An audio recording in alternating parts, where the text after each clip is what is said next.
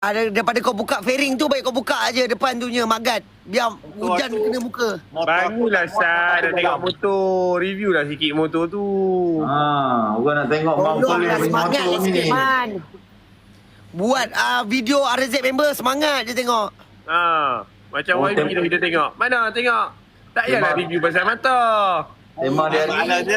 Masalahnya Cepatlah Man nak tengok jap. Abang kakak ni nak tengok. gak apa mu tiba-tiba masuk live aku ni minta aku review rumah lah, review kereta motor. Yalah, lama tak tengok umur siap kadok lagi. Berapa lama dah Celen ni pergi Jepun? Siap abang tolong. Kenapa? Mesti tiba-tiba 3 orang minta satu benda yang sama. Kan kita dah lama tak gathering. Meet and greet. Kenapa?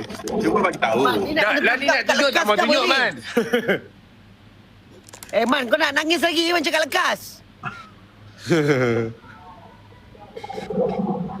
Si Man ni menangis juga si lekas Man nak tengok Razak Man. Razak tu buat apa?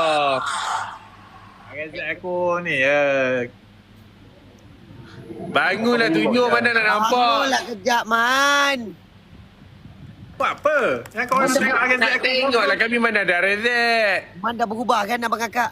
Masalahnya Tiong yang celir ni Tok Ki Rezek. Apa nak tengok Rezek aku yang buruk ni? Oh, faham. Follower dah 43,000 dah. Dah belagak. Sama review dah belagak.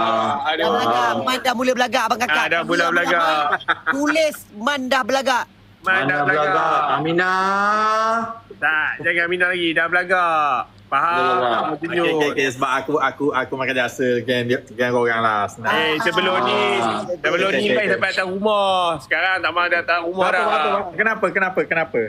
Pergilah bangun jap tengok motor. Tu dah tunjuk dah. Man, Dah kita nak nampak. share. Bagus Kita lah. nak check body paku Select ke tak? lah, Man. Man nak tengok body paku ke tak? Kita nak tengok. Mengingat aku orang kadiak ke beli motor body paku? Belah tengok meh aku tengok. Aku Meh tengok. Man nak tengok. Dah ada 2 komen kat sini. Nak Betul ke tengok. tidak bukan body paku? Kau buka komen. Man nak tengok. Macam mana aku Komen pun tak boleh beli. Kau tekan belah klik kanan ni yang aku tak 3 tahu dah. titik tu. Belah Apa? kanan 3 titik tu. Kau tengok atas kau dah. Mana nak tengok. Body paku tak? Dekat sikit man, tak nampak. ZMC tu. Oh lah, tahun 92 lah. Tengok wedding bawah tu. Body ori. Wadi-wadi. Man, buka enjin Man nak tengok. Standard ke buat? Hebat. Tengok Azu man. Man, Azu man. Pakai Azu mana man? Man tengok Exhaust.